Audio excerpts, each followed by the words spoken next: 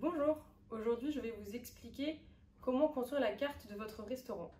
Lorsqu'on veut changer ou créer une carte, on veut faire en sorte que la carte elle marche bien, qu'elle plaise aux clients, mais aussi qu'on ait une bonne contribution à la marge de l'entreprise et donc qu'elle soit rentable.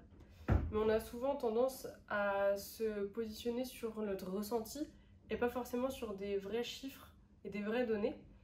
Et on ne sait donc pas exactement quel produit est-ce qu'il faut enlever ou rajouter. Donc aujourd'hui, l'idée c'est de vous donner des clés et notamment un outil qui s'appelle le menu engineering et qui se sert de la matrice BCG.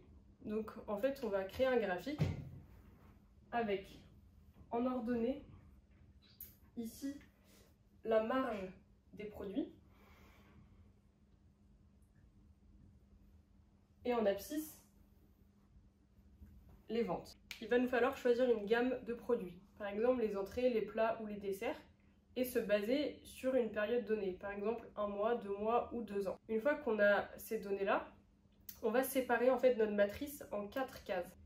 Ici, on va avoir les produits qu'on dit stars. Donc c'est des produits qui se vendent beaucoup et sur lesquels on va faire une grosse marge. Ici, on va avoir les produits vache à lait. Donc des produits sur lesquels on fait peu de marge mais qui se vendent très bien et qui se vendent tout seuls. Ensuite, on va avoir les produits qu'on dit poids morts, donc qui font peu de ventes et peu de marge. Et enfin ici les produits dilemmes, donc des produits sur lesquels on marge beaucoup mais sur lesquels on fait peu de ventes. L'idée avec cette matrice, ça va être de construire une carte avec des données tangibles et de pouvoir éliminer certains produits, notamment les produits poids morts. Donc on va voir un exemple juste après. Ici par exemple, avec une gamme de desserts dans un restaurant sur une période de 1 mois. En fait, on va avoir regroupé ici tous les desserts d'une carte d'un restaurant sur 1 mois. Donc on va pouvoir voir ici qu'on a des produits stars. Donc ça, ce sont les produits qui se vendent beaucoup et qui marchent beaucoup. On va ensuite avoir les produits vache à lait qui sont ici. Donc on en voit 2. Donc il y a 2 desserts dans le restaurant qui donc se vendent beaucoup et qui ne font pas beaucoup de marge. Les produits dilemmes et un produit poids mort, comme je vous disais.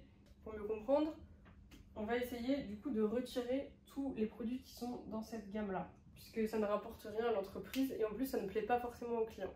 Ces produits stars, on va essayer de les booster encore plus, de les mettre en avant ou alors de les dupliquer, puisque ça vous rapporte beaucoup et ce sont des produits qui plaisent à vos clients. Les produits vache à lait, ils se vendent tout seuls. C'est des produits qui vont participer à la popularité de votre restaurant. C'est pour ça que viennent certaines personnes et ça favorise aussi le bouche à oreille. Donc on va les laisser tout seuls, on va pas forcément les mettre en avant sur la carte puisqu'ils se vendent tout seuls. Et ensuite, on a les dilemmes, donc c'est sur cela qu'il va falloir mettre aussi de l'énergie puisqu'ils font beaucoup de marge, mais il va falloir essayer de faire en sorte qu'ils se vendent mieux. Donc peut-être par exemple changer les noms en fait de ces plats-là à la carte, ou alors essayer de les booster un peu plus, de les mettre plus en avant sur la carte ou d'en parler un peu plus dans votre communication pour faire en sorte qu'ils passent de dilemme à star. Si le sujet qu'on a évoqué vous intéresse et que vous voulez en savoir plus, on organise un webinar le 13 octobre à 10 h. Donc si vous souhaitez vous inscrire, vous retrouverez le lien en commentaire. Merci beaucoup d'avoir regardé cette vidéo, à très bientôt.